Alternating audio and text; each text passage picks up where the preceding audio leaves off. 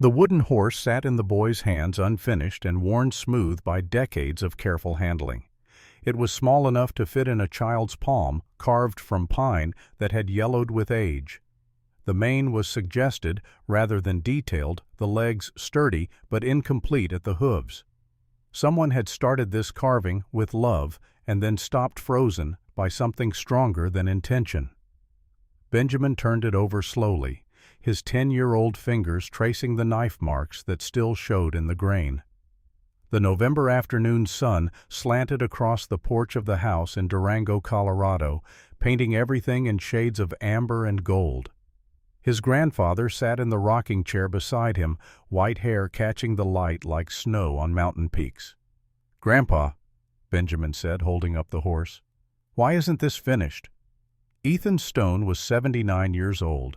His face was a map of hard living, carved deep with lines that spoke of weather and worry, loss and love.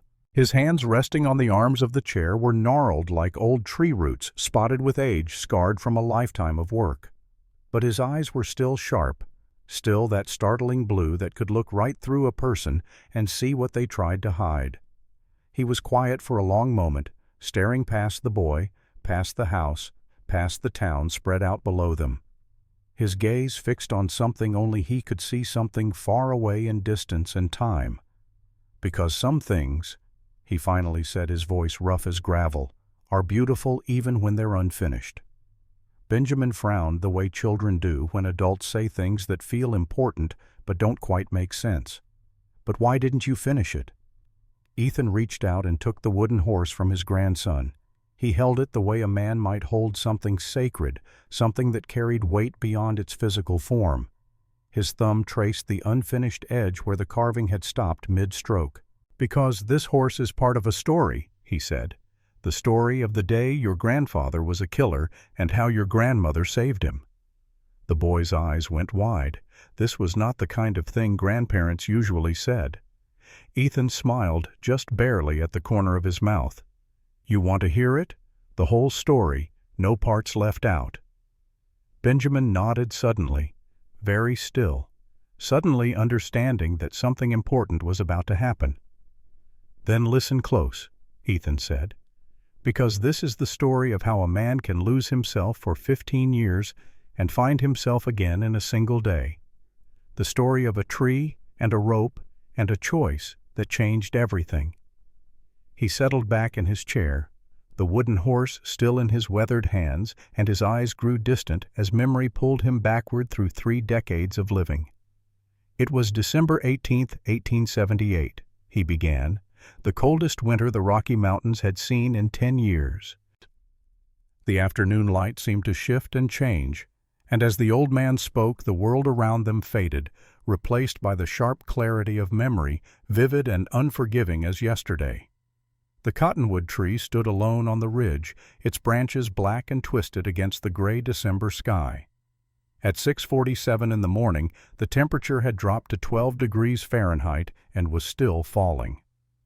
The sun had not yet cleared the eastern peaks, and the world existed in that strange half-light before dawn where everything looks washed of color, reduced to shadows and shapes. The woman hung from the tree like a broken thing. Sister Grace Whitmore was 28 years old. She had been trained as a nurse in Boston, had taken holy vows with the Sisters of Mercy, and had come west 6 months ago to bring healing to a mining town that needed it. Now she hung from rough hemp rope, her wrists bound so tightly that the circulation had stopped hours ago. Her hands were purple and black, the rope cutting deep grooves into the flesh, down to bone in places where she had struggled. Her arms were stretched above her head, pulled high enough that her shoulders felt like they were tearing from their sockets. Her bare feet dangled inches above the frozen ground, just close enough to make her legs cramp with the effort of trying to reach it. 2 more ropes ran from her ankles to opposite roots of the tree, pulled tight, forcing her legs apart in a position meant to humiliate as much as to harm. Her black habit was torn, ripped up to her thighs by rough hands that had laughed while they did it. Her face was pale as new snow lips, cracked and bleeding from the cold green eyes that had once shone with faith, now dimmed to something harder, something that looked like acceptance. She had tried to pray. For the first hour she had whispered the Our Father, the Hail Mary, the psalms her own father had taught her as a girl in Boston when the world made sense and men did not hang women from trees for the crime of healing. But the words had died in her throat, frozen by cold and fear and the slow creeping understanding that no one was coming to save her. The 5 men who had brought her here at dawn had already ridden away, their horses' hoofbeats fading into the mountain silence. They had called her witch devil woman, Catholic poison. They had spit on her and laughed and left her to die slowly under the winter sky. Now the only sounds were the creak of rope against wood and the dry rasp of her own breathing, each exhale a small white cloud that disappeared into the frigid air. Then she heard it. The sound that did not belong in this place of death and cold. Hoofbeats, slow and steady, not the wild gallop of men coming to finish what they started. A measured 4-count rhythm that rolled across the frozen grass like a promise of something, though whether salvation or final judgment she could not tell. A horse appeared on the rise, a sorrel, its breath steaming in the cold, its coat dark with the sweat of hard riding. The animal was strong and well fed, the kind of horse that belonged to a man who knew how to survive where others died. The man in the saddle sat tall, his hat pulled low against the wind, his coat the color of earth and old blood dusted with yesterday's snow. His shoulders were impossibly wide, 48 inches across, wrapped in a bearskin that made him look like something ancient that had walked out of legend rather than reality. His beard was shot through with gray, thick and wild, covering most of his face like a forest growing unchecked. And his eyes, when he finally looked up at her, did not widen with shock. They narrowed the way a man squints at a storm he has already walked through once and knows will come again. Ethan Stone was 48 years old. He had been a widower for 12 years, a hermit for the same span of time. He had buried his only son. He had killed men in war and never forgotten their faces. He had lived alone in a cabin at 9,400 feet, hiding from the world and the memories that lived in it. He reined in his horse beneath the tree and dismounted with the careful movements of a man who had learned that haste got you killed in the high country. No rush, no curse, no prayer. Just a long, slow look at the girl hanging above him.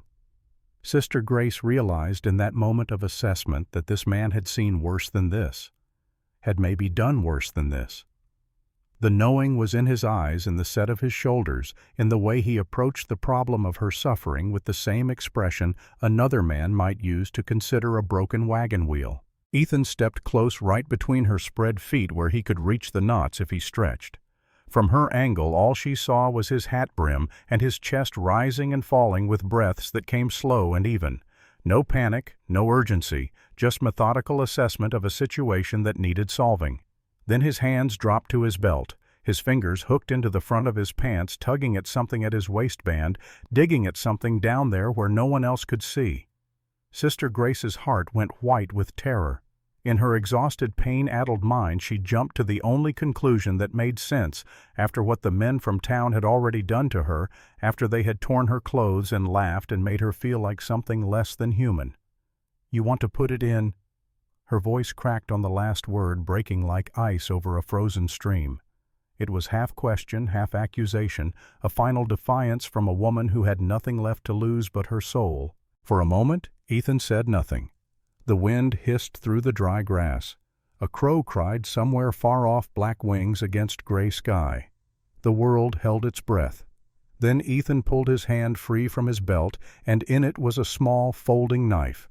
A case 50 with a bone handle, the kind of knife a man carried for 1,000 small tasks and never for killing unless he had to. He lifted his face just enough for her to see his eyes, flat and steady blue as glacial ice.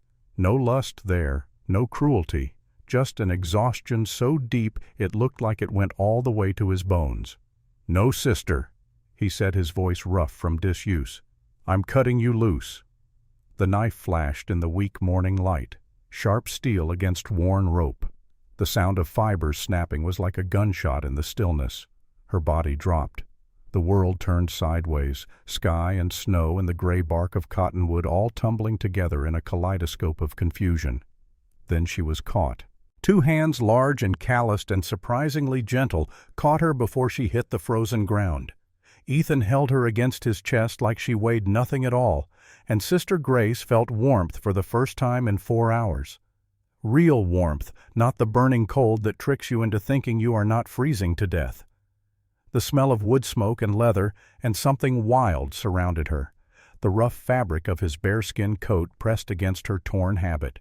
His heartbeat was slow and steady beneath her ear, the sound of something living, something strong, something that had decided she was worth saving. For the first time in 4 hours, she felt safe. And then the darkness took her. The voice of Ethan Stone, at 79 years old, cut through the memory like a knife through cloth, pulling the story back to the present moment. "You want to know why I saved her?" he said to Benjamin, his eyes still distant with remembering. "I'll tell you about the worst day of my life, the day I became a killer." The scene shifted, pulled backward through time, and suddenly it was autumn of 1863, 15 years before the cottonwood tree, 15 years before Grace. Ethan Stone was 33 years old, a private in the 3rd Colorado Cavalry Company. B. The unit was chasing Apache raiders who had hit a settlement near Taos, New Mexico Territory.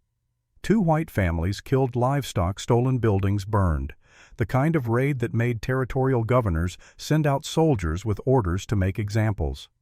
Lieutenant James Caldwell was 30 years old with cold eyes and a reputation for following orders no matter what those orders were. He sat his horse at the edge of a small camp studying the cluster of hide tents and cook fires below, and his face showed nothing but calculation. "They're hiding the raiders," Caldwell said. "We make an example here. Show them what happens when they shelter hostiles." Private Ethan Stone, 33 years old and still young enough to believe in the difference between right and wrong, looked down at the camp and saw no warriors. Just women working at cook fires, children playing in the dust, old men sitting in the shade. "Sir," he said carefully, "I don't see any warriors, just women and children." Caldwell turned to look at him, and his eyes were flat and cold as river stones. "That's an order, Stone. Obey it or face court-martial." The attack happened at dawn when the camp was just waking. 20 soldiers on horseback rifles, loaded sabers drawn. They swept through the camp like a wind of fire and death, and what happened next would live in Ethan Stone's nightmares for the rest of his life. 23 people died, 14 women, 7 children, 2 old men too slow to run. The fires burned hot. The screams were worse. The smell of burning hide and burning flesh mixed with gunpowder smoke until the air itself seemed poisonous, seemed like something that should never be breathed by living things. And in the chaos and smoke, Ethan Stone saw a woman running from a burning tent. She was perhaps 25 years old, wearing a simple dress, and in her arms she carried a child. A boy, maybe 5 years old, his face buried in his mother's shoulder, his small hands clutching her dress. "Stop her, Stone!" Lieutenant Caldwell's voice cut through the chaos. "That's an order." Ethan raised his rifle. His hands were shaking. His heart was hammering so hard it felt like it would break through his ribs. The woman ran her bare feet slipping in the dust, the child bouncing in her arms, and for one long moment Ethan Stone stood at a crossroads between the man he was and the man he would become. He pulled the trigger. The woman fell.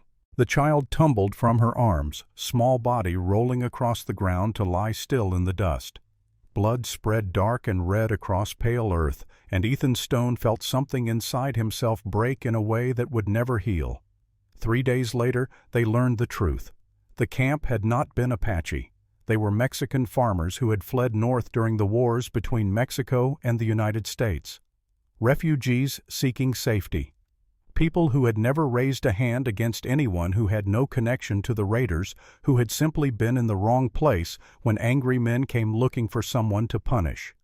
23 innocent people, murdered because a lieutenant wanted to follow orders, and soldiers like Ethan Stone had not been brave enough to say no. The scene shifted again, pulled forward through time, back to the moment of rescue. Ethan Stone, at 48, rode slowly through the mountains. Sister Grace draped across his saddle in front of him, her head resting against his chest. She drifted in and out of consciousness, mumbling words he could not quite catch. Sometimes English, sometimes what sounded like Latin. Once she said a name, Father, and then she was quiet again. The sorrel horse knew the way home without being told. 12 years on these same trails had taught the animal where to step, where the ice was too thin, where the path cut closest to the cliff edge. Ethan let the horse pick its way while he kept one arm around the woman to make sure she did not fall. He tried not to think about what he had just done. Tried not to think about the 5 riders who had left her there, or the rope burns on her wrists, or the way her legs had been spread wide for maximum humiliation. Tried not to think about the fact that he had just made himself an enemy of every man in Silver Point by cutting her down. Men did not interfere with other men's justice in Colorado Territory, not if they wanted to keep breathing. But Ethan Stone had stopped caring about that particular rule a long time ago. First, when his wife Rebecca died screaming in childbirth, the baby stillborn in her arms. 2 years later, when his only surviving son stopped breathing in his arms, skin covered in the pustules of smallpox, while Ethan held him and begged God for a miracle that never came. After that, the rules other men lived by seemed like toys, like things children played with to feel safe. His cabin sat at 9,400 feet, tucked into a stand of Douglas fir, so thick you could not see it from more than 100 yards away. The back wall was built against a granite cliff face that protected it from the worst of the winter winds. Smoke rose from the stone chimney thin and gray against the overcast sky. Ethan had built this place with his own hands after his son died, had cut every log notched, every joint, chinked every gap with moss and mud. It was not much, just 4 walls and a roof, a stone fireplace, 2 small windows with real glass he had hauled up from Denver, a wooden door 4 inches thick with an iron bar to keep out bears and men. But it was his, the only thing in this world that was. He dismounted carefully, keeping Sister Grace balanced against his shoulder. She was lighter than he expected, all thin bones and determination under that black habit. He carried her inside, pushing the door open with his hip. The cabin was warm. He had banked the fire before leaving at dawn to check his trap lines, and the coals were still glowing red in the fireplace. The single room smelled like wood smoke and coffee and the faint tang of tobacco.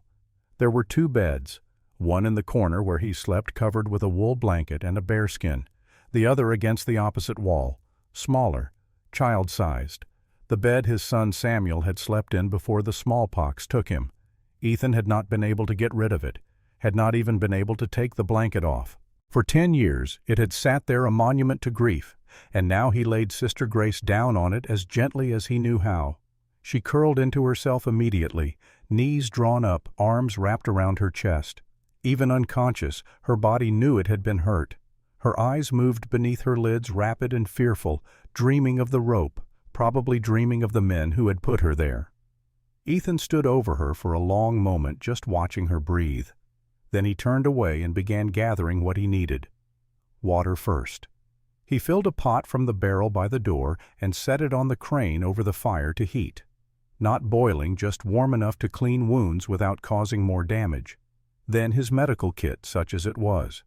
A leather pouch he had put together over the years. Clean cloth for bandages. A needle and thread made from deer sinew. A small jar of bear grease he had rendered himself every fall. Dried sage leaves. Yarrow for bleeding. Wild mint for swelling. He had learned these things the hard way. When your wife is dying in childbirth and the nearest doctor is 2 days away. When your son is burning with fever and all you have is prayer and herbs and desperation. The prayers had not worked, but the herbs sometimes did. By the time the water was warm, Sister Grace was stirring. Her eyes opened slowly, green and unfocused, looking around the cabin, like she could not quite figure out where she was or how she had gotten there. "Where am I?" Her voice was barely more than a whisper.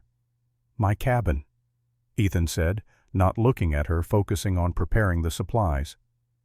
"You're safe now."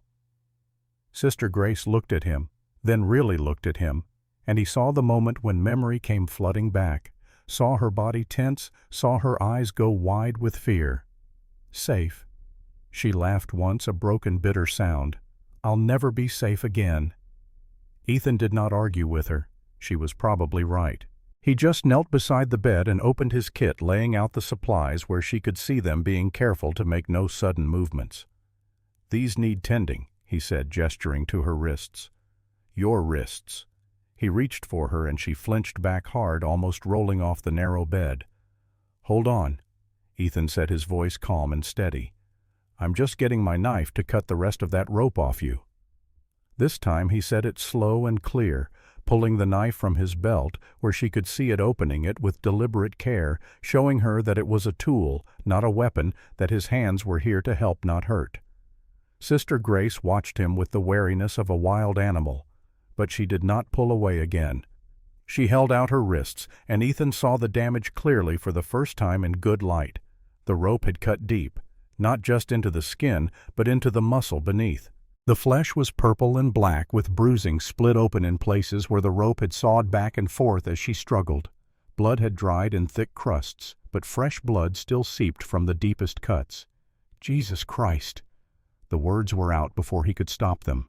"Please don't take the Lord's name in vain," she said, her voice weak but firm. Even now. It almost made him smile. This woman, half dead from exposure and torture, still correcting his language. "Sorry, sister," he said, "but these need immediate treatment. Infection sets in fast this time of year. You could lose the use of your hands if we don't clean them proper." "Then do what you must." She said it simply, like a woman who had already made peace with pain. Ethan washed his own hands first in the warm water, scrubbing them the way he had seen the army surgeon do during the war. Then he soaked a clean cloth and began working on her wrists, dabbing gently at the dried blood, softening it so he could see the wounds beneath. Sister Grace bit her lip but did not make a sound. He could see the tension in her jaw, the way her fingers curled into fists, but she bore it in silence. When the wounds were clean, he mixed his poultice. Bear grease still soft from being kept by the fire, mixed with crushed sage leaves and yarrow and mint. The smell was strong, medicinal, clean, in a way that had nothing to do with soap. "What is that?" Her voice was steadier now, curious despite the pain. "Bear grease mixed with herbs," Ethan said, applying it carefully, working it into the wounds with gentle fingers. "Sage fights infection.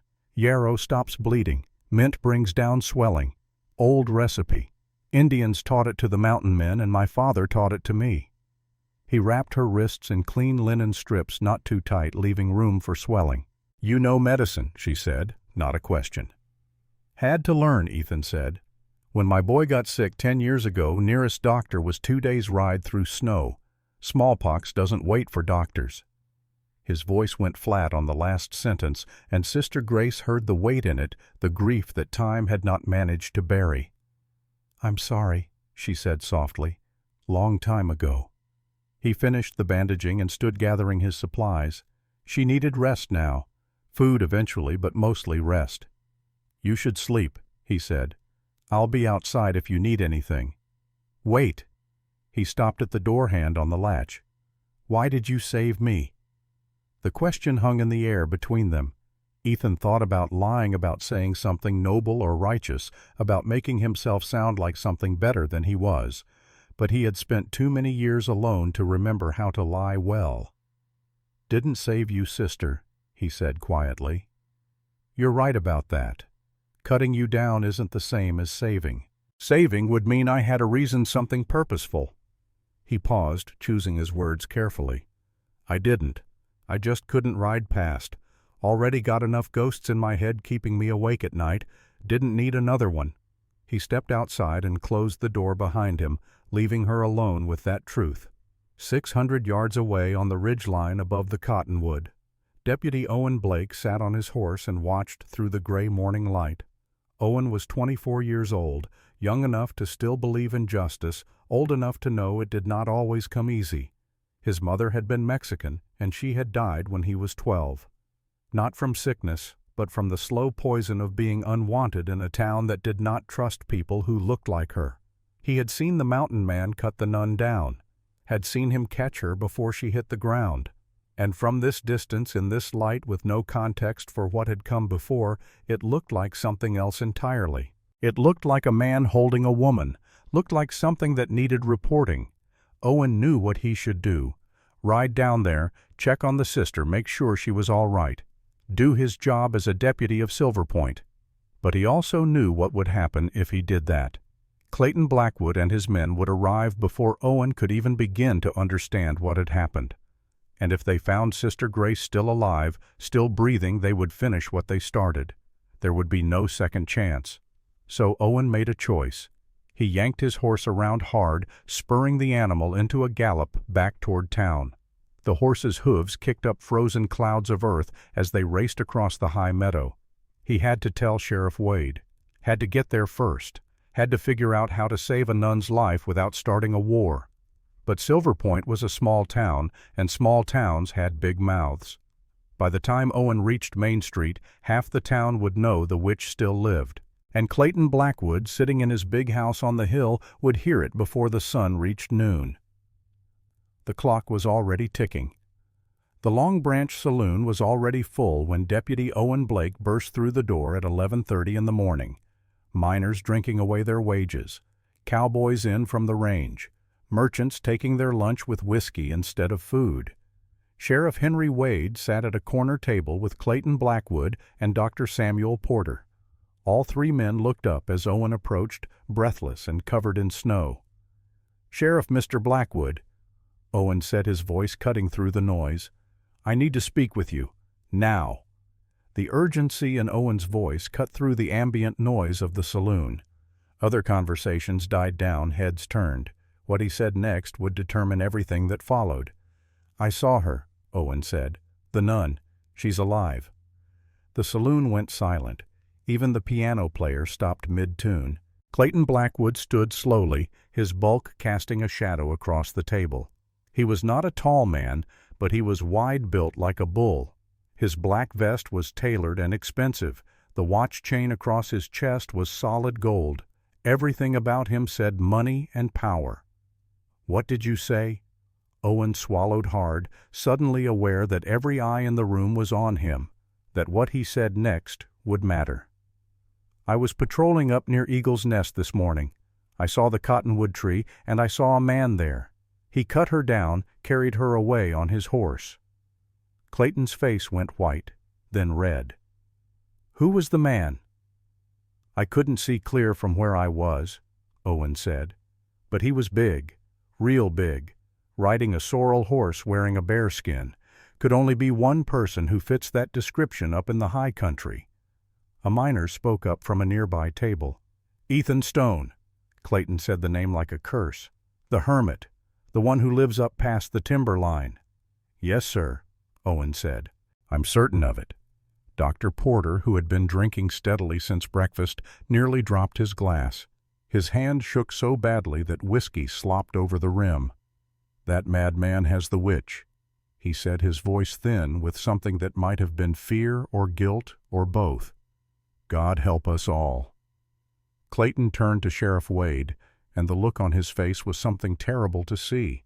Not just anger, not just grief. Something darker, something that looked like a man whose last anchor to sanity had just been cut loose. "We ride now," Clayton said. "Anyone who wants justice for my son, meet at the stable in 1 hour.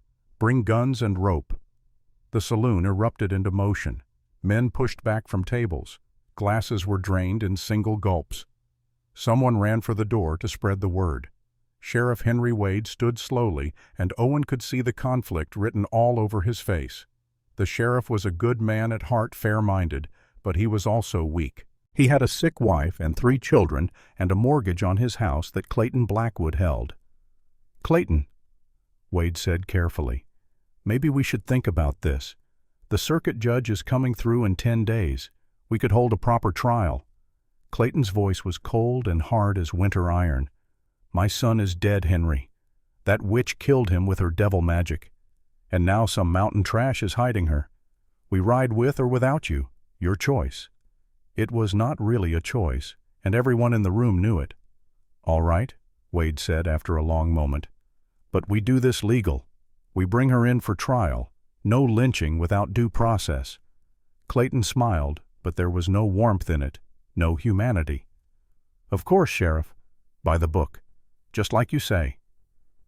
But Owen, watching Clayton's eyes, knew it was a lie. Knew that if they found Sister Grace alive, she would not make it back to town. Justice in Clayton Blackwood's mind did not involve judges or juries. It involved rope and a tree and a woman who could not defend herself. On the porch in Durango, 31 years later, Ethan Stone, at 79 years old, paused in his telling. The sun had moved lower in the sky, painting the mountains in shades of purple and gold. Benjamin sat perfectly still, his young face serious with concentration. "And that's how it began," Ethan said quietly. "The day I stopped running from my ghosts. The day I chose to stand and fight instead of hide. The day I learned that redemption isn't a destination you reach. It's a direction you travel one choice at a time for the rest of your life." He looked at his grandson, and in the boy's eyes he saw understanding beginning to dawn.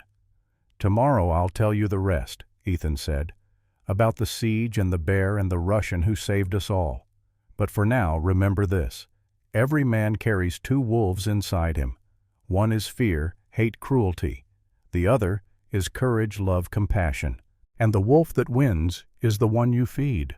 Always feed the right wolf, Benjamin, no matter how hungry the wrong one gets." The boy nodded slowly, holding the wooden horse tight in his small hands. And as the sun set over Colorado, casting long shadows across the porch where an old man and a young boy sat together, the past and present seemed to blur to become one continuous thread of memory and meaning, stretching backward and forward through time, connecting generations, teaching lessons that could only be learned through living. The story was not over. It was only just beginning. The next morning, Benjamin arrived at the porch before his grandfather had finished his first cup of coffee. The boy's face was bright with eagerness, the wooden horse clutched in his hand like a talisman. Ethan Stone smiled a rare expression that softened the hard lines of his weathered face. "You're early," he said. "I couldn't sleep," Benjamin admitted. "I kept thinking about the story, about the men coming for her." Ethan nodded slowly, understanding. "Then sit down, boy, because this part gets harder. This is where we learned what we were made of." He settled back in his chair, eyes growing distant again as memory pulled him backward. It was December 19th, 1878, 5:30 in the morning, still dark as pitch and cold enough to freeze spit before it hit the ground. Dawn came slowly to the high country, more a gradual lessening of darkness than a true sunrise. Ethan woke in his chair by the window, rifle still across his lap neck, stiff from sleeping upright. He had learned long ago that comfort was a luxury you could not always afford. Sister Grace was awake too, sitting on the edge of the small bed with her bandaged hands folded in her lap. She looked better than yesterday. Color had returned to her face. Her eyes were clearer. But there was something else there now, a determination that had not been there before. "You should rest more," Ethan said. She shook her head. "I've rested enough. Now I need to be useful." Ethan stood and stretched, joints popping like kindling. "You almost died yesterday." "Which is why I can't just sit here waiting for them to come back," she said. "If I'm staying, I need to learn, need to know how to survive up here." He studied her for a long moment. Most women he had known would have been content to hide, to wait for rescue or death, whichever came first. But Sister Grace was not most women. She had steel in her spine, the kind you could not teach, the kind you either had or you did not. "All right," he said, "but we start slow." He handed her a piece of jerked venison and a tin cup of water. She ate slowly, mechanically, like someone who had forgotten what hunger felt like but knew her body needed fuel. When she finished, Ethan opened the door. The world outside was buried under 8 inches of fresh snow. The sky was the color of old pewter. The temperature had dropped to 5 degrees. "First lesson," he said. "You stay warm or you die. Everything else is secondary." He showed her how to bank a fire properly, how to feed it so it burned steady instead of hot and fast, how to tell good firewood from bad by the weight and the way it split, how to stack it so air could flow between the pieces. She learned quickly, asking questions that showed she was thinking ahead. What about wet wood? How long does a cord last? What if the chimney gets blocked? Smart questions, survivor questions. After an hour of fire management, he took her outside. The cold hit like a fist. Sister Grace gasped, but did not complain. He handed her a smaller axe lighter than his, but still substantial. Chopping wood keeps you warm twice. Once when you chop it, once when you burn it. But you do it wrong, you'll hurt yourself worse than the cold ever could. He showed her the stance. Feet shoulder-width apart, grip low on the handle. Let gravity and the weight of the axe head do the work. Aim for the cracks in the wood, not just anywhere. Her first swing went wide, the axe biting into frozen ground instead of wood. She looked at him expecting criticism. "Again," he said. "Adjust your angle." Her second swing was better. The third split the log clean through. She looked surprised, then pleased. "Good," Ethan said. "Now do that 99 more times and you'll have enough wood for 3 days." Her face fell. 99. Winter doesn't care about your feelings, sister. You stay warm or you freeze. Your choice. They worked in silence for half an hour, the sound of axes biting wood echoing across the frozen meadow. Ethan kept glancing at the tree line, watching for movement, but saw nothing. The forest was still. Too still. By mid-morning, Sister Grace's face was flushed with exertion despite the cold. Her hands, still bandaged, had to be hurting, but she did not stop, did not complain, just kept swinging until the pile of split wood was waist-high. "That's enough for now," Ethan said. "You'll feel it tomorrow." "I feel it now." He almost smiled. "Come on, I'll show you the trap lines." They walked through the forest, following paths Ethan had worn over 12 years of solitary living. He showed her how to read tracks in the snow, deer prints sharp and deep, rabbit tracks paired front and back, the distinctive pad marks of a mountain lion which made her stop dead and look around nervously. "Don't worry," Ethan said. "Cats don't hunt during the day unless they're starving and there's enough game up here to keep them fed." He showed her his snare sets, simple loops of wire positioned at neck height on trails the rabbits used. When an animal ran through the loop, tightened, the bent sapling sprang up, and death came quick. Humane as trapping could be, they checked 6 snares. 5 were empty. The 6th held a fat snowshoe hare already frozen stiff. Sister Grace stared at the dead animal, her face unreadable. "I've treated hundreds of patients," she said quietly. "Amputated limbs, set broken bones, delivered babies. But I've never killed anything." "You don't have to now," Ethan said. "I can handle it." "No." Her voice was firm. "If I'm going to live here, I need to know how. Show me." Ethan pulled his knife from his belt. The blade was 8 inches of folded steel, sharp enough to shave with. He knelt beside the frozen hare. "Quick cut behind the head," he said. "Severs the spine. The animal's already dead, but this makes sure. And you honor its death by using every part. Meat for sinew, nothing wasted." He looked up at her. "You want to do it?" Sister Grace knelt beside him in the snow. Her hands shook as she took the knife. She closed her eyes for a moment, lips moving in silent prayer. Then she opened them and made the cut. It was quick, clean, professional, the kind of cut a surgeon would make. Ethan skinned the rabbit with practiced efficiency, showing her where to make the incisions, how to peel the hide away without damaging it. Sister Grace watched intently, memorizing every movement. "That rabbit feeds us for 2 days," Ethan said. "The fur makes mittens or hat lining. The sinew becomes thread. The bones boil down to broth. Nothing's wasted. That's the first rule of surviving up here." They walked back to the cabin, Sister Grace carrying the skinned carcass like it was something precious instead of something dead. There was blood on her hands, but she did not seem to notice or care. That afternoon, Ethan set up 3 empty whiskey bottles on the fence rail 50 yards from the cabin. He handed Sister Grace a Winchester carbine, lighter and shorter than his Sharps rifle. "You need to know how to use this," he said. "I'm a nun. I took vows. You also took vows to live. Which one matters more right now?" She took the rifle, handling it like it might explode. The wood was smooth under her fingers, worn from use but well maintained. "Stock goes tight into your shoulder right here," Ethan said, positioning it for her. "If you don't press it tight, the recoil will bruise you bad. Both eyes open. Line up the front sight with the back sight. Put that on your target. Breathe in deep, halfway out. Hold it. Squeeze the trigger. Don't jerk. Squeeze. Sister Grace raised the rifle. It wavered. Her arms were not strong enough yet to hold it steady. The shot went wide 3 feet to the right of the bottles. The sound echoed across the valley like thunder. "Again," Ethan said. She reloaded, hands fumbling with the mechanism. He showed her once more, patient and methodical. She fired. Closer this time, a foot to the right. "Better. Breathe." The third shot shattered the center bottle. Glass exploded in a spray that caught the weak sunlight. Sister Grace lowered the rifle, eyes wide with surprise. "I did it." "You did? Now do it 14 more times and you might hit something when you're scared and your hands are shaking and someone's shooting back."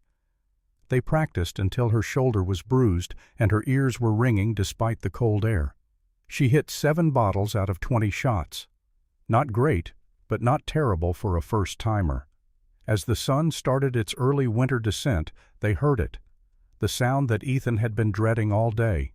Hoofbeats, multiple horses, coming fast up the trail. But these hoofbeats were different. Just one horse, coming from the opposite direction, and moving with purpose, but not aggression. Ethan grabbed the Winchester and moved to the window. Through the gray afternoon light he saw a single rider approaching, a man in black with a white collar. But the way he sat his horse, the way he moved, spoke of something more than just religious calling. "State your business," Ethan called through the closed-door rifle aimed at the approaching figure. The rider stopped 20 feet from the cabin, hands raised to show they were empty. "I'm not here to threaten you, Mr. Stone," the man called back. "I'm here because Sister Grace saved my son's life." Ethan studied him through the window. Tall, thin, maybe 58 years old. The kind of man who had seen violence and learned from it. "How do I know that?" "Because I'm Reverend Thomas Ashford," the man said.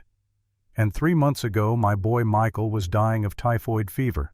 The doctor said he would die, but Sister Grace sat with him for 9 days and 9 nights, barely slept, barely ate, just kept him hydrated and cool and alive. My boy is walking around today because of her." Ethan lowered the rifle slightly but did not put it away. "That's real nice, Reverend, but it doesn't change the situation." "No, it doesn't," Ashford agreed. "Which is why I'm here to help." He pulled back his coat. Tucked in his belt was a Colt revolver, old but well-maintained. "I was a Texas Ranger for 22 years before I found God, Mr. Stone," Ashford said. "Wore the badge from 1856 to 78. I know how to use this, and if men come here planning to harm an innocent woman, I'll answer to God later." Ethan felt something shift inside him, a loosening of tension he had not realized he was carrying. He was not alone anymore. He opened the door just wide enough for Ashford to slip through, then barred it again. Sister Grace stood when she saw the reverend tears of relief in her eyes. "Reverend Ashford, Michael is well." "Perfect," Ashford said. "Thanks to you." "Then it wasn't for nothing." Ashford turned to Ethan, his face serious. "They're coming. Probably tonight. Clayton Blackwood is beyond reason. The sheriff is trying to keep it legal, but he's scared. And there's a man with them, a professional. Russian fellow named Victor Crane. He's the real danger." Ethan's jaw tightened. "What do you know about this Crane?" "Not much," Ashford admitted. "But Maria Chen, the housekeeper at the church, she saw him 3 days ago, standing in front of the statue of Mary speaking Russian. When she asked if he needed help, he said something in Russian first, then in English. He said my mother was a holy woman. I wonder what she would think of what I have become." Ethan was quiet for a moment, processing this. A killer with a conscience. That's more dangerous than a killer with none. "Why?" Grace asked. "Because you never know which way he'll turn when the moment comes." They spent the rest of the afternoon preparing. Ethan showed them his defensive positions. The thick log walls would stop most bullets. The windows were small and high, hard to shoot through from outside. The cliff face behind meant they could not be surrounded completely, but fire was the real threat. The cabin was wood, dry wood. If they set it burning, the 3 of them would have to run, and running meant dying. Sister Grace worked alongside them without complaint, moving furniture, stacking supplies, preparing bandages from torn cloth. Her medical training showed in the efficient way she organized a field hospital in the corner. Water, clean cloth needle, and thread whiskey for disinfecting. As darkness fell, they ate cold jerky and drank water. No fire tonight. The smoke would give away their positions inside the cabin. Outside, they could see the glow of multiple campfires. The posse had made camp 200 yards away, close enough to watch, far enough to be safe from rifle fire. "They're waiting for something," Ethan said, standing at the window. "Waiting for what?" Sister Grace asked. "For us to run, or for reinforcements, or maybe just for courage. It's easier to attack a cabin full of people when you're half drunk and the sun's not watching." "Will they attack tonight?" "If they're smart, they'll wait until just before dawn. That's when people are most tired, when guards fall asleep, when mistakes get made." Reverend Ashford checked his revolver for the 10th time. "How long can we hold?" Ethan was quiet for a moment, doing calculations in his head. "Against 25 men, maybe an hour, maybe less if they use fire." "Then we make that hour count." They took turns sleeping, 2 awake and 1 resting at all times. Ethan took the first watch with Reverend Ashford. Sister Grace lay down on the small bed but did not close her eyes. Around midnight, as they kept watch, Ashford spoke quietly. "You know, Mr. Stone, if we survive this, what becomes of Sister Grace? She can't go back to the church, not after this. They'll have questions she can't answer." Ethan was quiet for a moment. "She can stay here, if she wants." "And you? Will you go back to your mountain?" "Don't have a mountain anymore. They burned it." Ashford looked at him in the dim light. "You care for her, I can see it, and unless I'm mistaken, she cares for you too." Ethan said nothing, but his silence was answer enough. In Silver Point, 6 miles down the mountain, a different kind of struggle was taking place. Eleanor Blackwood stood in her son's room, holding his belongings with shaking hands. She was 52 years old, once beautiful, now worn by grief. William had been her only child, a late in life, baby, a gift she thought she would never have, and now he was gone. She sat on his bed, surrounded by his things, and remembered the night he died. It had been 3 weeks ago, but the memory was sharp as broken glass. Dr. Samuel Porter had arrived at 3 in the afternoon, and Eleanor had smelled the whiskey on his breath before he even opened his bag.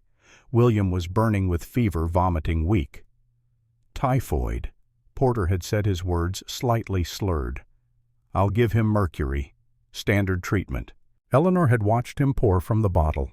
His hand had shaken violently. The liquid had sloshed over the measuring glass, way too much pooling in the bottom. "Doctor," she had said carefully, "is that the right amount?" Porter had turned on her, eyes bloodshot and angry. "Don't question me, woman. I know my job." Within 2 hours, William had been vomiting blood. Not the symptoms of typhoid, the symptoms of mercury poisoning. Eleanor had known then, had known with certainty that her son was not dying from disease but from the cure. But when Clayton came home destroyed by grief, demanding to know why his son had died while another boy lived, Dr. Porter had offered an easy answer. The Catholic nun, the witch, the outsider. And Eleanor, coward that she was, had said nothing. She opened her mouth to speak the truth, but fear stopped her. Fear of what it would mean. That her son had died not from evil magic, but from a drunk doctor's shaking hands. That there was no grand conspiracy, no devil to fight, just bad luck and human error. So she had stayed silent. And Sister Grace had been dragged from the mission at dawn and hung from a tree. Now, 3 weeks later, Eleanor sat in her dead son's room and faced what she had become. A woman who had let an innocent person die to preserve a comfortable lie. She heard Clayton downstairs organizing another group of men. His voice was loud, angry, unhinged. "This time we kill them all. No survivors. The mountain man, the reverend, the witch. All of them." Eleanor stood slowly. In her hand was a letter. Dr. Porter had given it to her 3 days ago, made her promise not to open it unless something happened to him. Last night, after the failed attack on the cabin after Ethan Stone and Sister Grace had escaped into the mountains, Dr. Porter had gone into his office, locked the door, and drunk an entire bottle of laudanum. They had found him this morning, dead at his desk, a look of peace on his face that he had not worn in years. Eleanor broke the seal on the letter and read. When she finished, she was crying. Not for her son, though she still mourned him, but for what she had allowed, for the cowardice that had nearly cost 3 more lives. She folded the letter carefully, placed it in her coat pocket, and walked downstairs. Clayton was in the parlor with 5 men, all armed, all drinking. "I'm taking the bay horse," Eleanor said. Her voice was steady, though her hands shook. "I'm riding up to the mountain." Clayton turned to stare at her. "You'll do no such thing." "You don't own me, Clayton," she said quietly. "Not anymore. Our son is dead, and it's time someone told the truth about why." She walked out before he could stop her, mounted the bay horse, and rode north toward the mountains where 3 people waited to see if truth mattered more than revenge.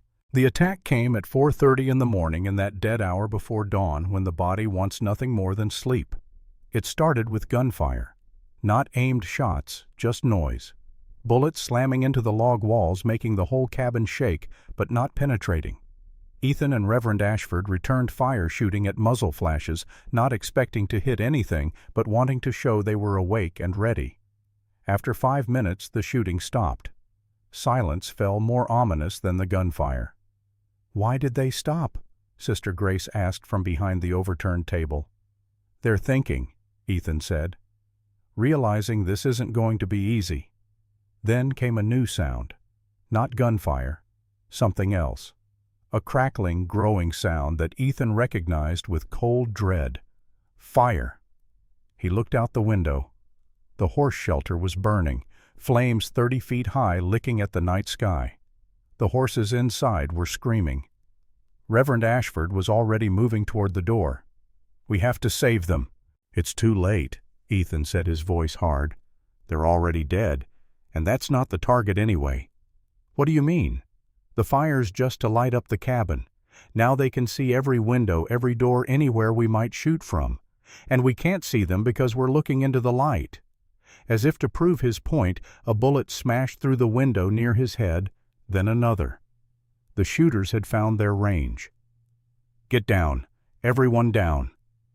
They huddled behind what cover they had as bullets tore through the cabin. Glass-shattered wood splintered the air, filled with the smell of gunpowder and smoke.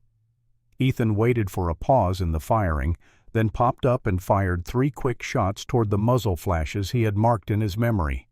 He heard a scream, one down. The siege went on for an hour.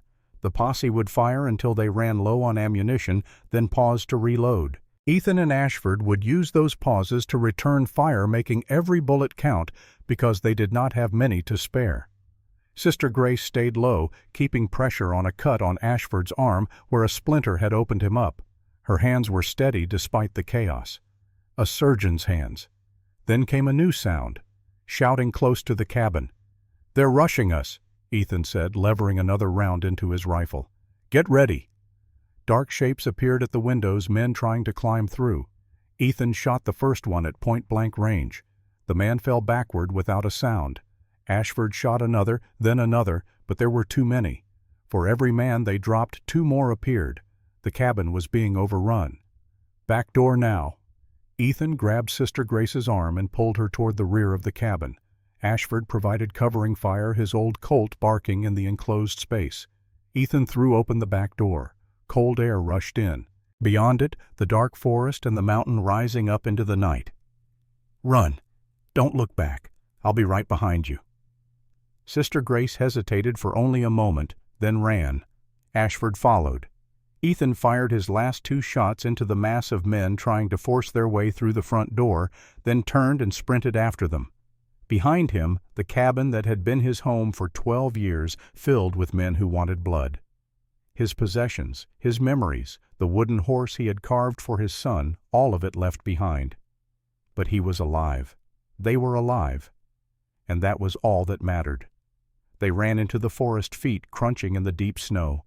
Behind them, shouts and curses as the posse realized their prey had escaped. Then the sound of horses being mounted. The chase was on. Ethan led them up the mountain away from the main trail into country he knew and they did not. The forest was pitch black under the heavy pine canopy. They ran by feel and memory, hands outstretched to avoid trees, feet finding the path by instinct. Sister Grace fell once, sprawling in the snow. Ethan hauled her up without stopping. Ashford's breath came in ragged gasps. None of them were young anymore. None of them were built for this kind of exertion at this elevation. Behind them, the pursuing horses crashed through the underbrush, getting closer. "There!" a voice called out. "I see them!" A gunshot cracked. The bullet hit a tree 6 inches from Ethan's head, showering him with bark. "Keep moving! We're almost to the ridge!" They burst out of the tree line onto an open slope. The first gray light of dawn was just starting to show in the east. And in that light, Ethan saw their salvation and their doom at the same time. Above them, a narrow trail led up to a rocky pass. If they could reach it, they could defend it. 2 men in a pass could hold off 20. It was perfect defensive ground.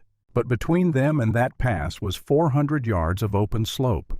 No cover, no concealment, just deep snow and the growing light that would make them perfect targets. No choice. Run. They ran, legs, burning lungs, screaming. The snow was thigh-deep in places, dragging at them, trying to pull them down. Sister Grace's bandaged hands left red marks in the snow where her wounds had opened up again. The horsemen burst from the tree line behind them. 20 men on 20 horses, and in the lead on a black stallion was Clayton Blackwood himself, his face twisted with rage and grief and something that looked like madness. "There's the witch. Don't let her reach the pass." Bullets kicked up snow all around them. One passed so close to Ethan's ear he felt the heat of it. Another hit Ashford's coat, tearing through the fabric but missing flesh by inches. They were halfway up the slope when Ethan heard it. A sound that turned his blood to ice. A sound he had heard before long ago and never forgotten. The deep rumbling growl of something very large and very angry.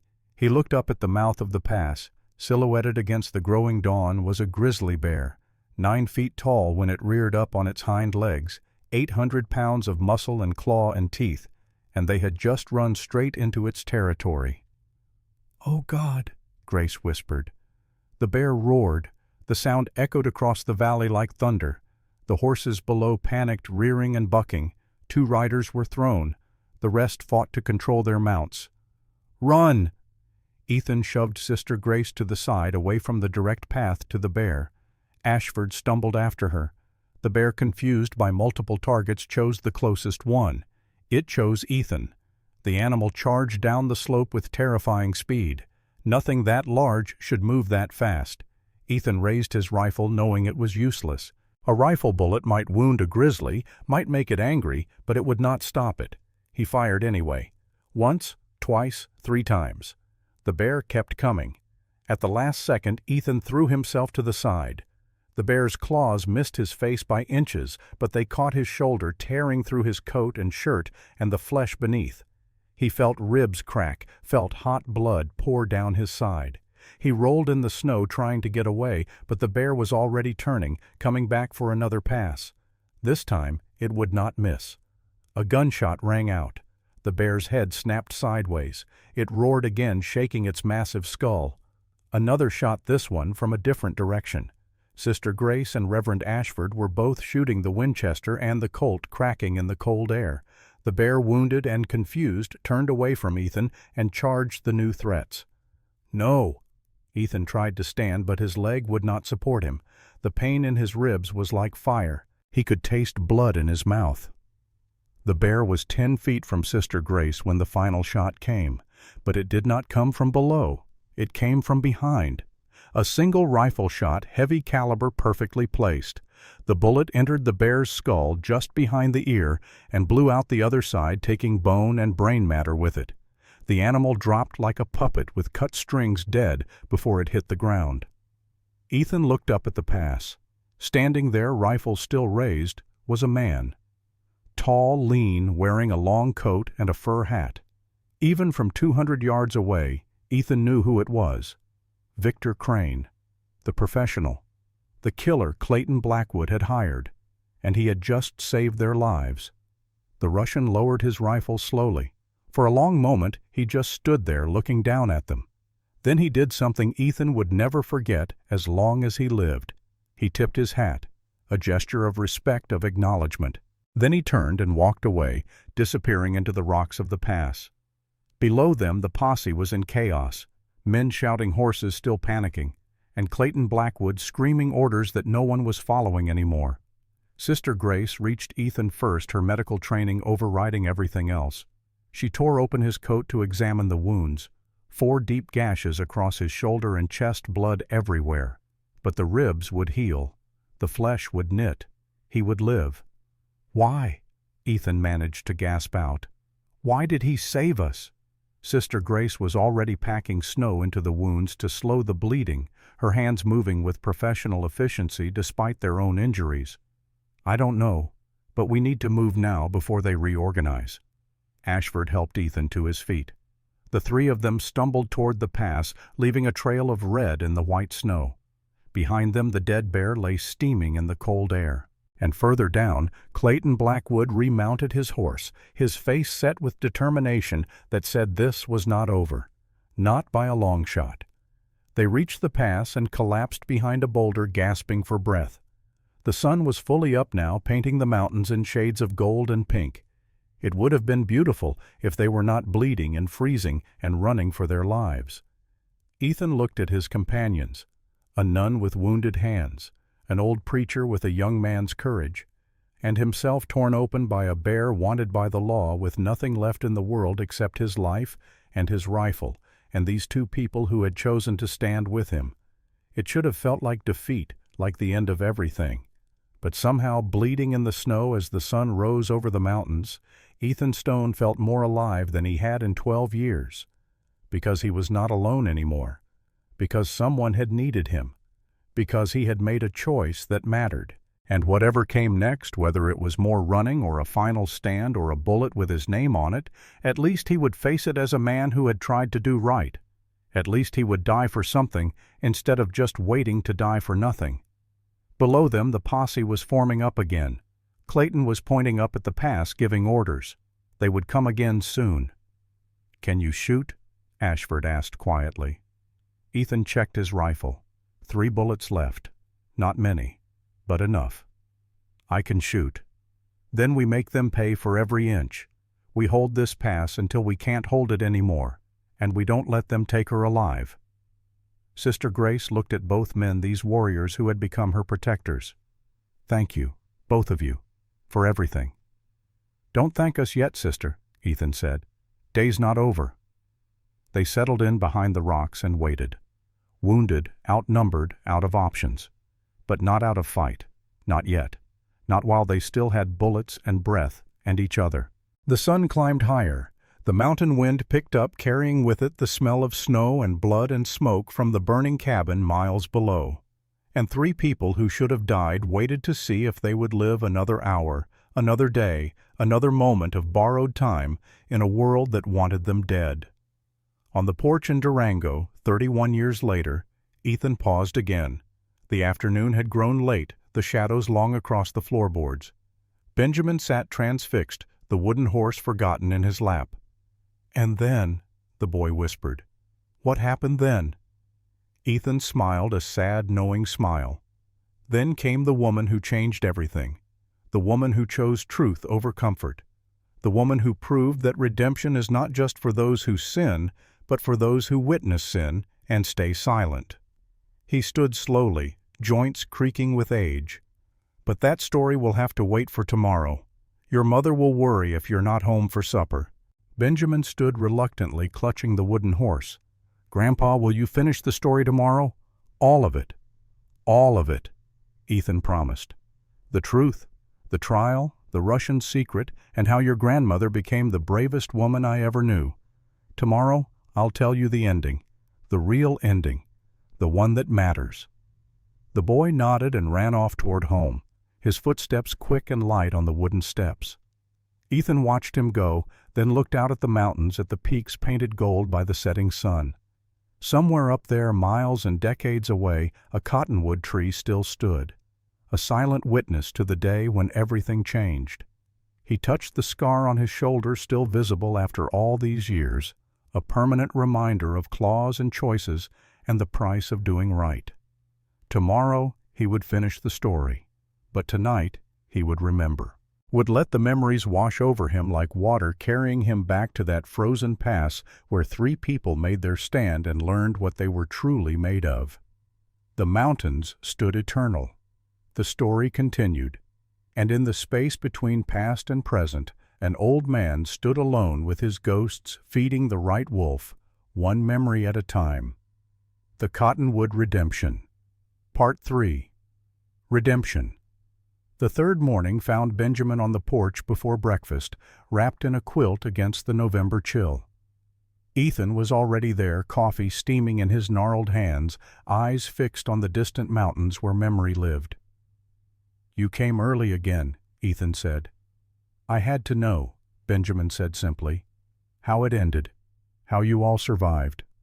Ethan nodded slowly. "Then sit close, boy. Because this is where we learned that truth is stronger than lies, that courage comes from unexpected places, and that the hardest prison to escape is the one we build for ourselves." He settled deeper into his chair, and his voice took on that distant quality again, pulling them both backward through time.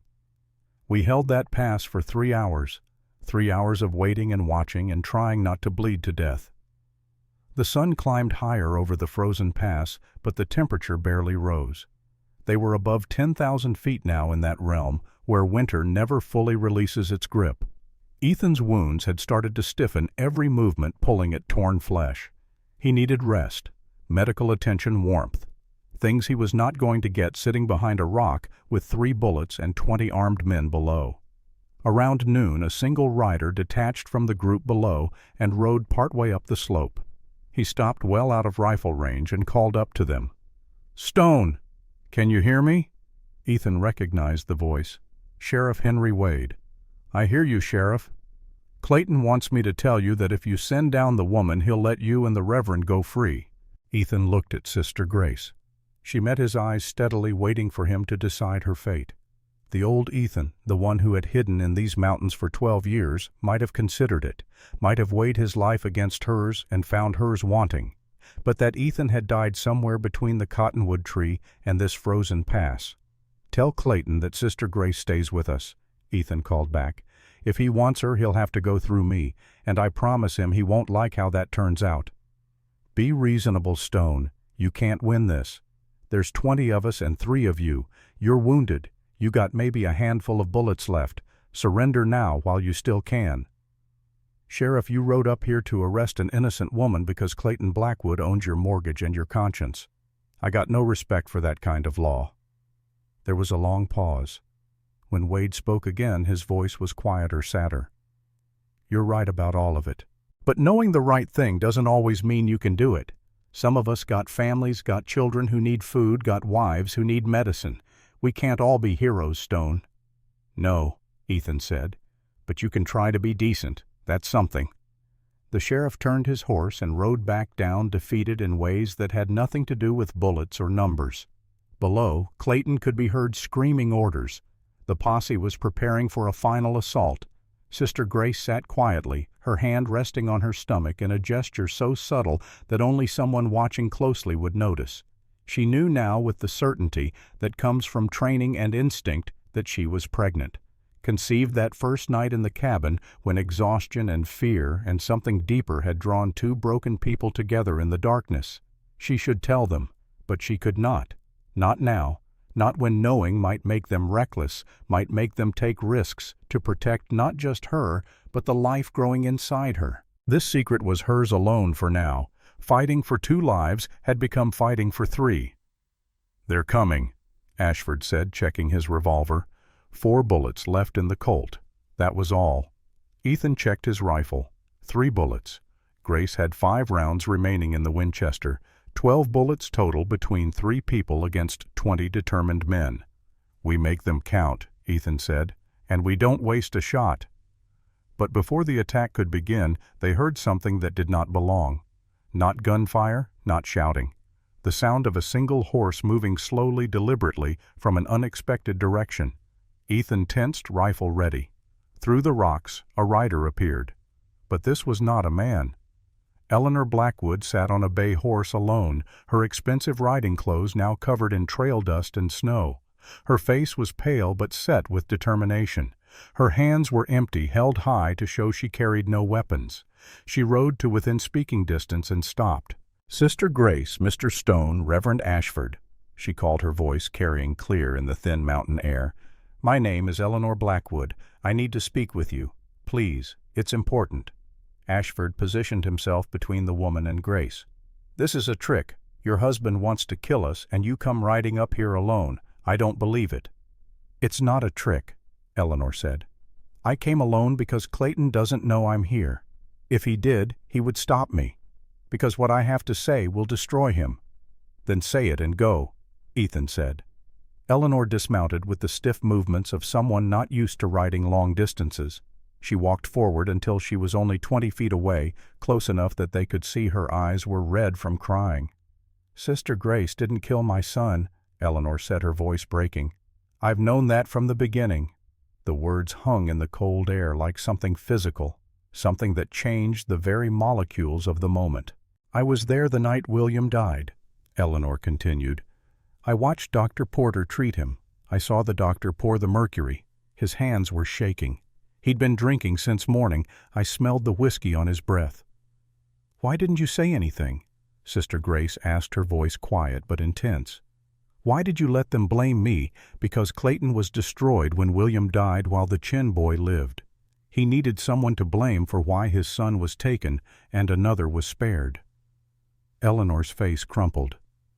"Because I was a coward. Because Clayton was so destroyed by William's death that he needed someone to blame. And Dr. Porter offered him you, a foreign woman, a Catholic, someone different, someone easy to hate." She wiped tears from her face with a gloved hand. "I told myself that maybe the doctor was right.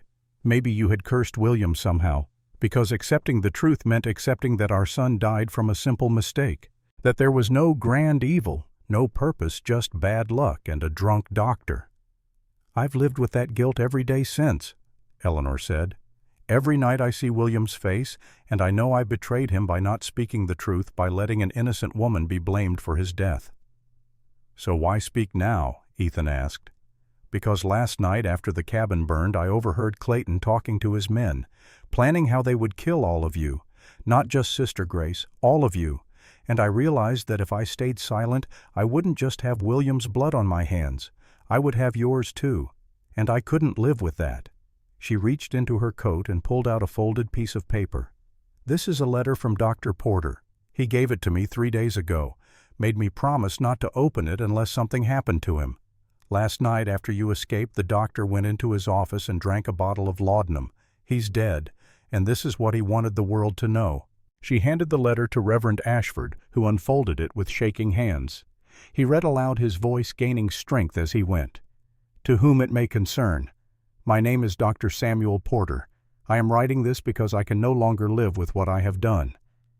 On the night of December 1st, 1878, I treated William Blackwood for typhoid fever. I was intoxicated. I have been intoxicated most days for the past 5 years since my own wife passed.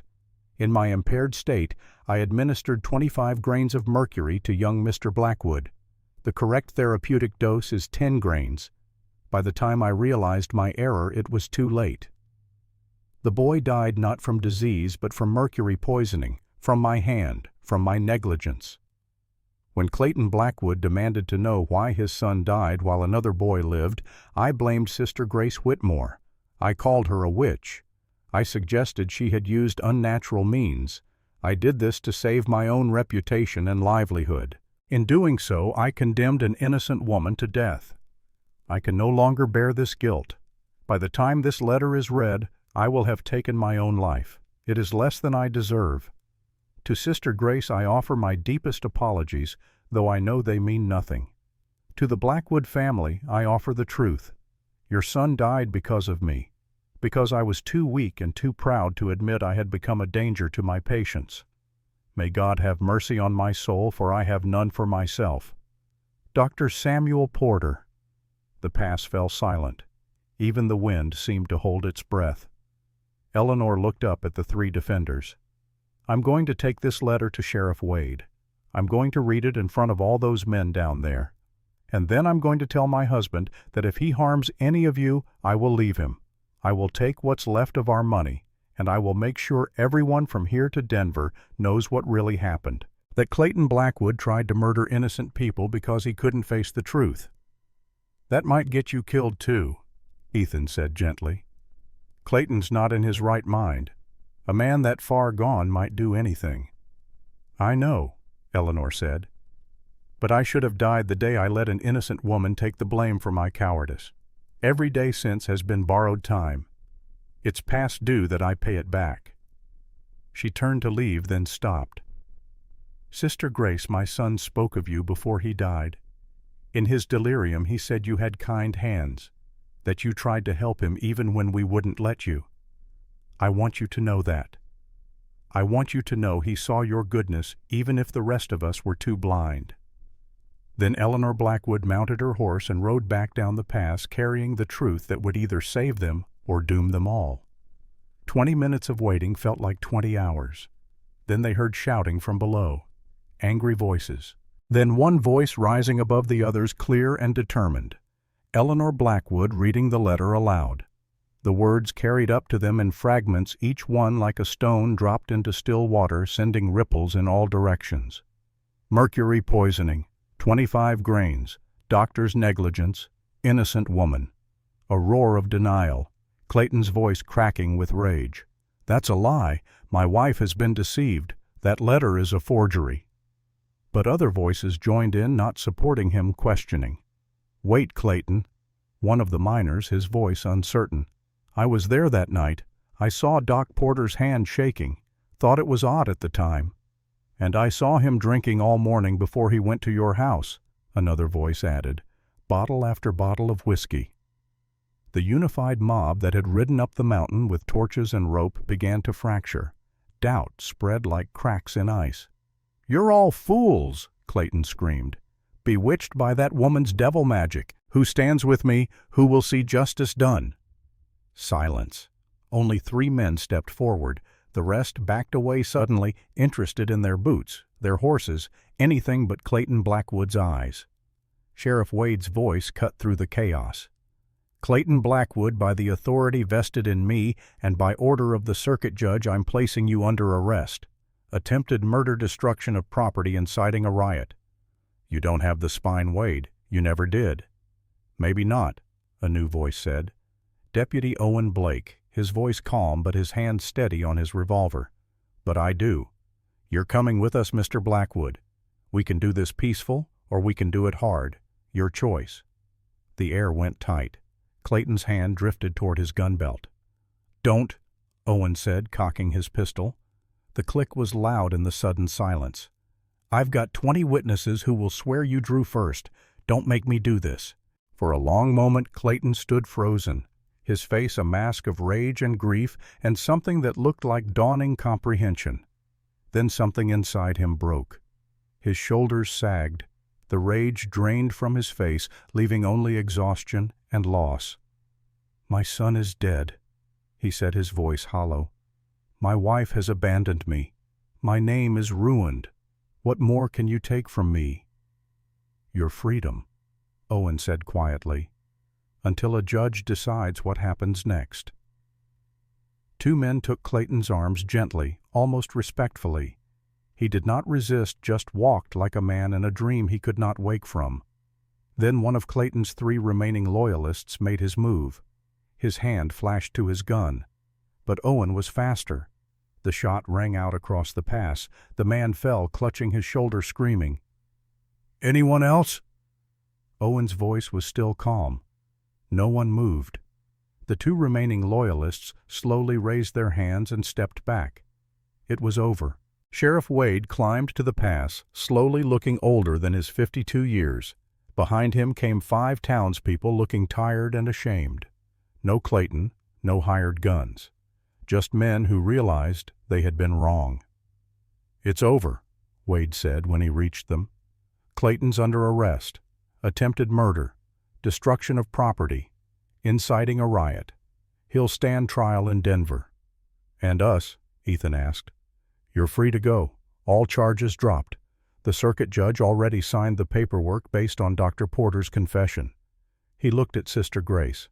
"I'm sorry, sister, for all of it. We should have listened, should have investigated, should have been better." "Sorry's not enough," Ashford said, his voice hard. "Doesn't fix a burned cabin or a woman almost hanged or a man torn open by a bear." "No, it's not enough," Wade agreed. "Nothing would be enough. But it's all I got to offer. That and my badge." He unpinned the star from his chest and held it out. "I'm done.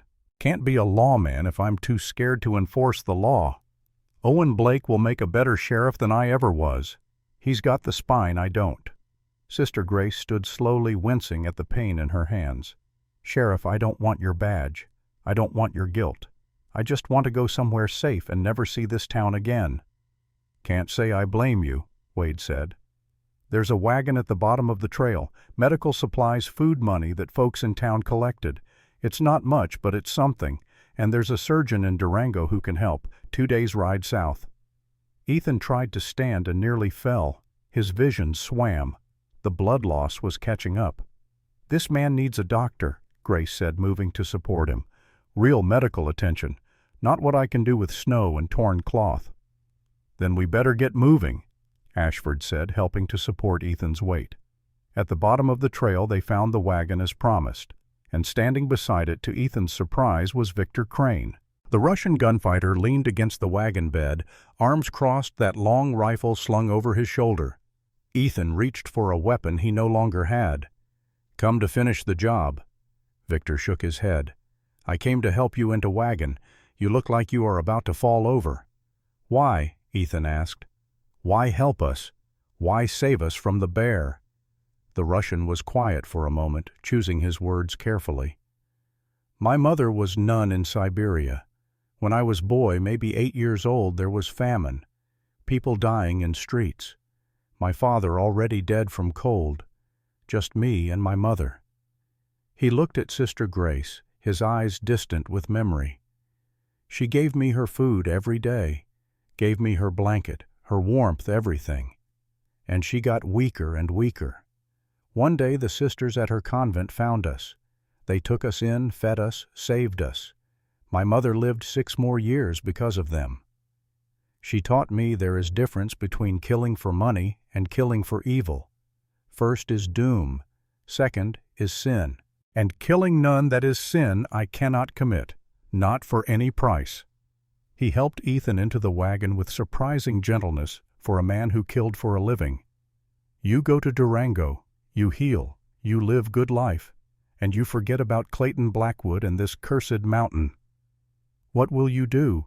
Sister Grace asked. Victor smiled, but it did not reach his eyes. "Find another job, another place, another person who thinks money can buy anything. World is never short of such men." He tipped his hat to Sister Grace, nodded to Ashford, and walked away into the trees. They watched him disappear, a killer who had chosen mercy, a man feeding the right wolf. The wagon ride to Durango took 5 days instead of 2. They had to stop frequently for Ethan's wounds.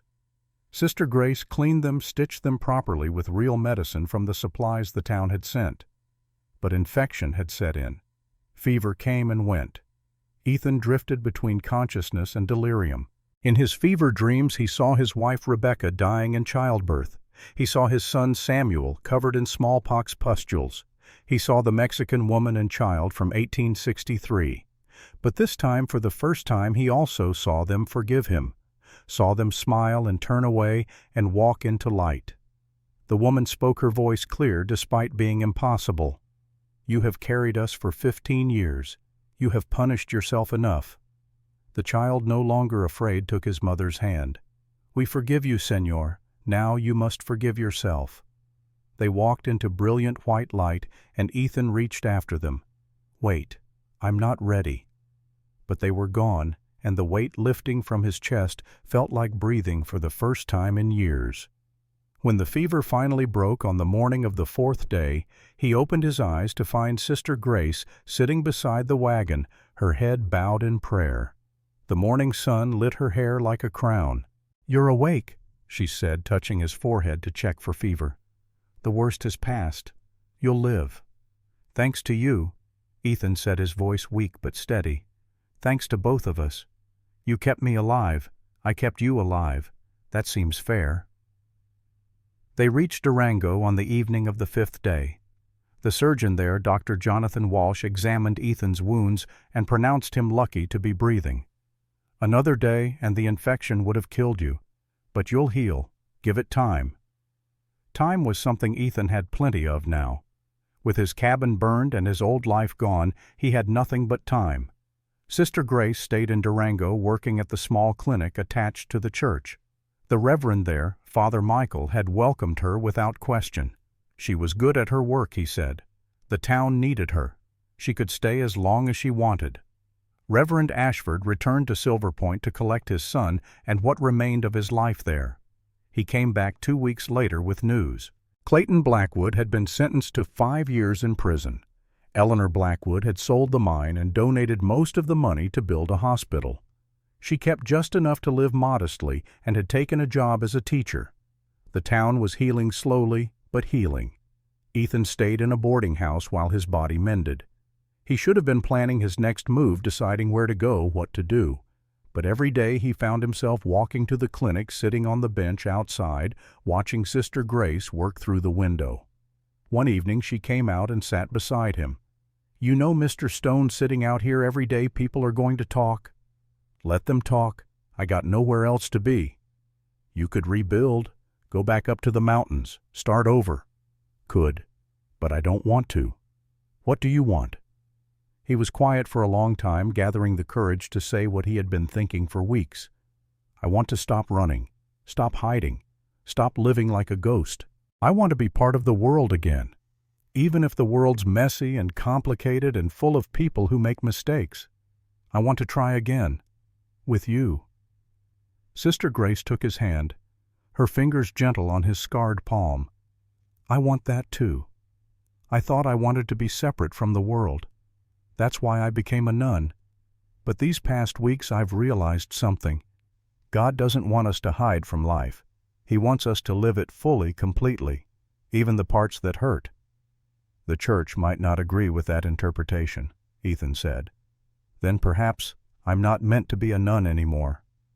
She looked at him, and in her green eyes he saw the same thing he felt, a connection forged in fire and blood and survival, something that could not be denied or reasoned away.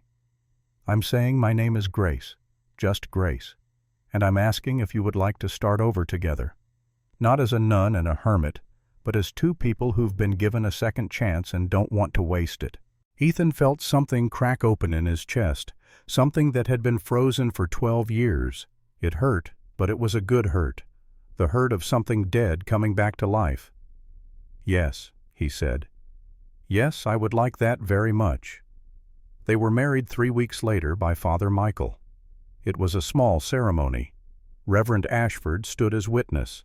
A handful of townspeople attended. Nothing fancy, nothing elaborate. Just two people making promises they intended to keep. Grace wore a simple cotton dress borrowed from a local seamstress, white but not fancy. Her hair was down, falling to her shoulders the first time Ethan had seen it fully unbound, auburn catching the light. Ethan wore a borrowed suit too tight in the shoulders.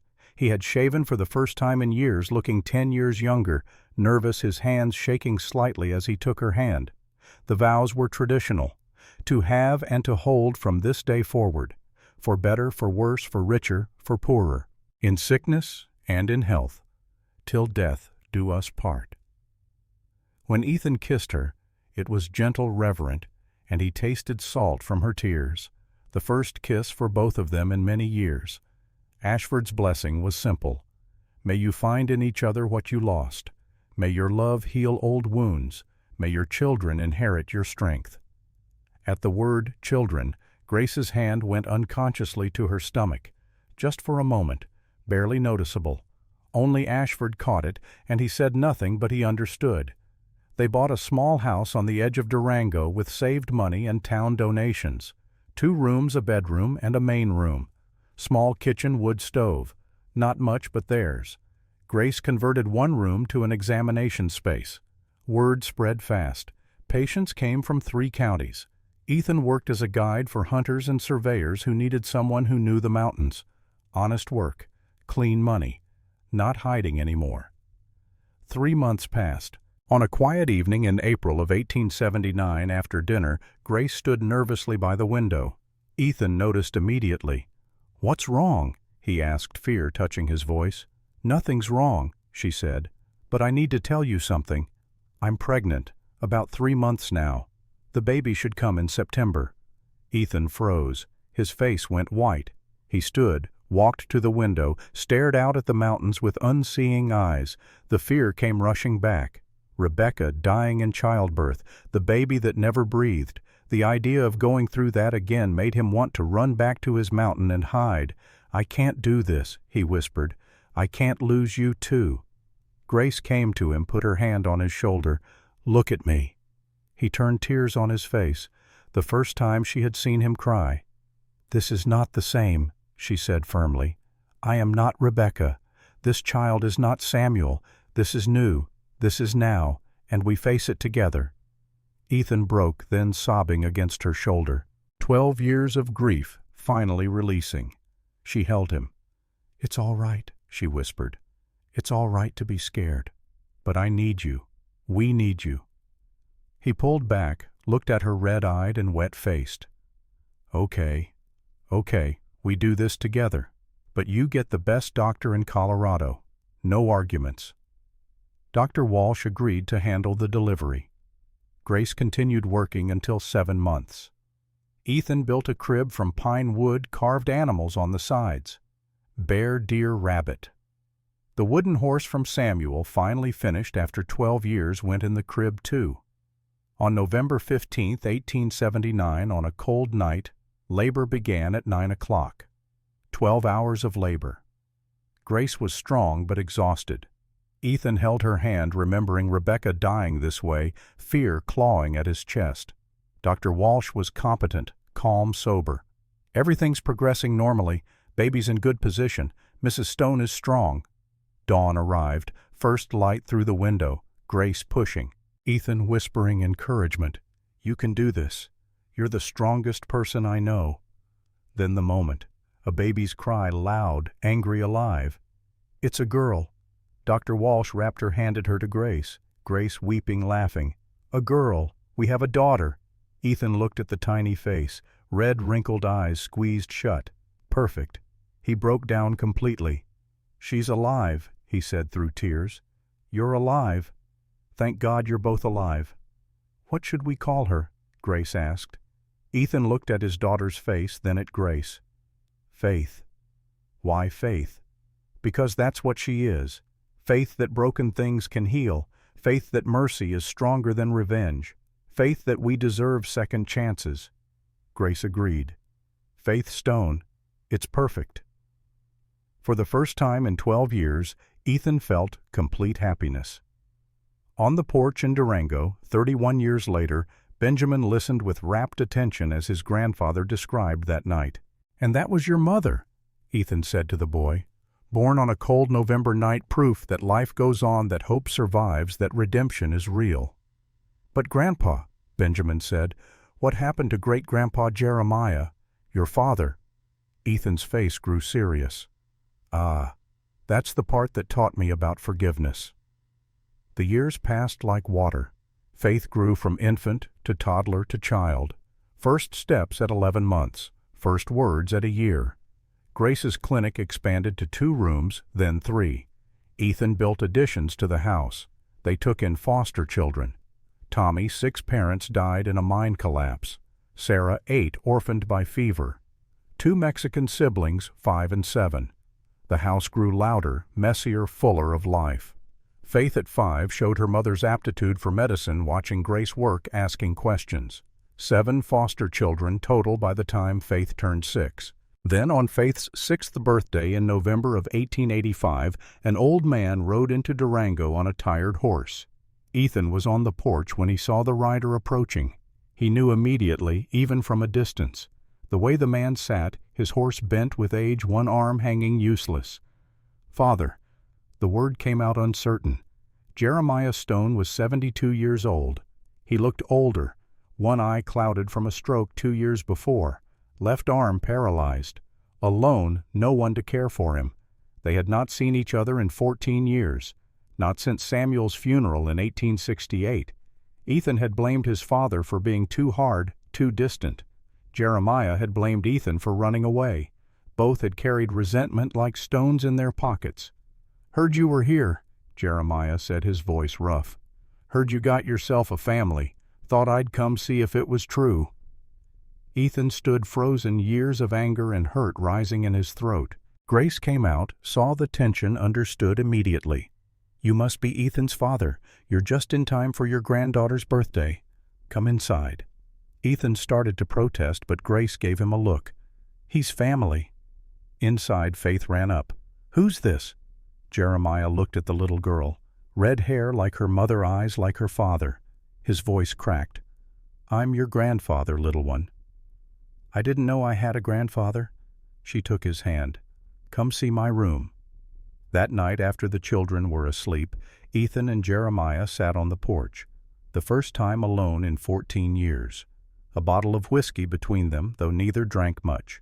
Jeremiah spoke first, direct, no preamble. "I wasn't a good father. Was hard on you. Expected too much. Showed too little love." Ethan wanted to stay angry, but looking at this broken old man, he could not maintain it. "You were the father you knew how to be," Ethan said.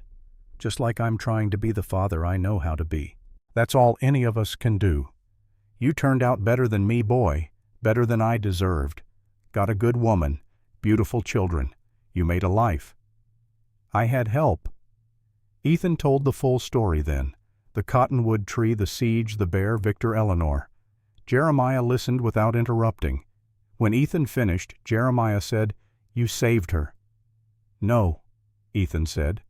"She saved me." "I'm sorry I wasn't there when you needed me.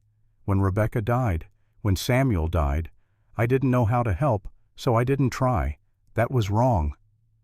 "I understand now," Ethan said. "After Faith was born, I understood the fear, the helplessness. You did what you could with what you had. I forgive you, Pa." First time calling him Pa in 20 years. Jeremiah broke the old man, crying. "Thank you, son. That's all I wanted to hear." "Stay," Ethan said. "Live with us. We got room. The kids would love it. And I'd like to know you, before it's too late." Jeremiah accepted. He lived with them for 3 years. He taught Faith and the foster children to read tracks, find water, survive in the wild. He told stories of the old days of mountain men and beaver trappers and a West that was already disappearing. And on quiet evenings, Jeremiah and Ethan would sit on the porch and they would talk, really talk, about regrets and mistakes and the weight of the past, about forgiveness and second chances and the possibility of redemption. "Do you regret it?" Jeremiah asked one evening as they watched the sunset. "The years you spent alone." "Some days," Ethan admitted, "but not as much as I thought I would. Those years led me to grace, to faith, to this." "Then maybe nothing's wasted after all," Jeremiah said quietly. "Maybe not, Pa. Maybe not." When Jeremiah died in his sleep in the winter of 1888, they buried him in the small cemetery on the hill overlooking Durango. The whole town came not because they had known Jeremiah well, but because they knew Ethan and Grace knew the family that had become part of the fabric of their community. Standing at the grave, holding Faith's hand, Ethan thought about the long road that had brought him here, from soldier to killer to hermit to husband to father. All the choices, all the chances, all the moments where he could have gone a different way. He thought about forgiveness, about how it takes more courage to forgive than to hate, about how the hardest person to forgive is always yourself. The gravestone. Ethan carved read simply, Jeremiah Stone, 1812 to 1888. He learned to forgive and taught his son the same. The years continued. Faith grew into a young woman with her mother's compassion and her father's quiet strength. She became a doctor running Grace's clinic when Grace could no longer handle the long hours. The other foster children, now adults, visited with their own families. Tommy owned a construction business. Sarah taught at the school. The Mexican siblings ran the general store. By 1909, Ethan was 79 years old and Grace was 59. White-haired, lined faces, slower movements, but eyes still bright with the fire of two people who had chosen each other against all odds and never looked back. They had 15 grandchildren total, 8 from Faith, 7 from the foster children they had raised. The house expanded, many times could barely contain them all during holiday gatherings. One evening in November of 1909, 31 years after the cottonwood, Ethan and Grace sat on their porch watching the sunset. The same porch where he had been telling Benjamin the story. The same mountains that had witnessed everything. Faith came out carrying the wooden horse, small, unfinished, yellowed with age. Her own son Thomas, 8 years old, played with it. "Papa," Faith said, "Thomas wants to hear the story of the cottonwood." Ethan looked at his great-grandson. Red hair, bright eyes, 8 years old. The same age Samuel had been when he died. "Not tonight," Ethan said gently. "He's too young." "When then?" "When he's old enough to understand that people can change, that mistakes don't define you. Choices do." Faith kissed his cheek. "You're a good man, Papa. Better than you think you are." She went back inside with Thomas. Ethan and Grace sat alone in the gathering dusk.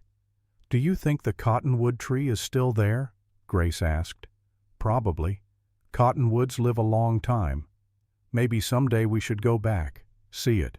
Ethan was quiet for a long moment. "Maybe, but I don't need to. I got everything I need right here." He took her hand. She squeezed back.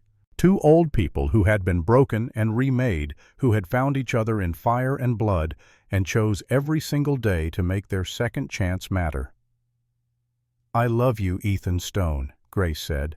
"I love you, Grace Stone." The sun sank below the mountains, painting the sky in shades of gold and amber and deep purple. Behind them the house was full of light and laughter, and the voices of children who would carry their story forward. Somewhere far to the north, a cottonwood tree stood alone on a ridge. The rope was long gone, but the tree remained a silent witness to the day when one man chose mercy over indifference, when redemption became more than a word, when feeding the right wolf meant everything. On the porch, in the present moment, Ethan finished his story. Benjamin sat very still, the wooden horse clutched tight in his small hands. "That's the whole story," Ethan said, "from beginning to end, from killer to husband to father to grandfather. 31 years of learning that redemption isn't a destination you reach, it's a direction you travel one choice at a time for the rest of your life." Benjamin looked at the wooden horse, then at his grandfather. "Can I keep this to remember?" "It's yours," Ethan said. "It always was. Just like this story is yours now. To remember, to learn from, to pass on when you're old enough to have children of your own." "What's the most important thing you learned, Grandpa?" "From all of it?" Ethan thought for a long moment, choosing his words carefully. "I learned that every man carries two wolves inside him. One is fear, hatred, cruelty. The other is courage, love, compassion. And the wolf that wins is the one you feed. I learned that mistakes don't define you. Choices do. Every day you wake up and choose to be better than you were yesterday. That's redemption. I learned that the hardest prison to escape is the one you build for yourself. And the key to that prison is forgiveness. Forgiving others, yes, but most importantly, forgiving yourself. And I learned that love, real love, is not about grand gestures or perfect moments. It's about choosing to stand beside someone every day through fear and pain and uncertainty and saying, this person matters, this life matters, this moment matters. He looked at Benjamin, and in the boy's eyes he saw understanding beginning to take root. Remember that, Benjamin. when you're older and you make your own mistakes, and you will because everyone does. Remember that you always have a choice. You can feed the wrong wolf and let it consume you, or you can feed the right wolf and let it save you. Always feed the right wolf, boy, no matter how hungry the wrong one gets. Benjamin nodded solemnly, holding the wooden horse like a sacred thing. Grace came out then, moving slowly, leaning on a cane. But her smile was still bright, her eyes still green as forest pools. Filling the boy's head with old stories, she asked, but there was warmth in her voice. Filling his head with truth, Ethan said. The kind of truth that matters. Grace sat beside him, and Ethan took her hand. They sat together 3 generations on a porch as the sun set over Colorado and the stars began to appear in the darkening sky. And in that moment, everything that had come before, all the pain and fear and blood and fire, all of it, was transformed into something else. Something that looked like wisdom, something that looked like peace, something that looked like love that had been tested and refined and proven true. The story was over. But the legacy continued, would continue through Benjamin, through his children, through generations yet unborn who would carry forward the lesson that redemption is always possible, that mercy is stronger than revenge, that choosing to feed the right wolf is the most important decision any person can make. The mountain stood eternal, witnessing everything, remembering nothing, offering only the cold comfort of perspective and the warm promise of continuity. And 3 people sat together on a porch in Durango, Colorado in the year 1909, connected to each other and to a story that had begun 31 years ago on a cold December morning when one man decided that enough was enough, that running was over, that it was time to stand and fight for something that mattered. That story would never truly end. It would just keep beginning again in new hearts, in new choices, in new moments, when someone decided to cut down a stranger from a tree, to offer mercy instead of judgment, to choose love over fear. And that, Ethan thought as he sat with his wife and grandson in the gathering darkness, was all any story ever needed to be. A reminder that redemption is real, that change is possible, that no matter how dark the night dawn always comes. Always.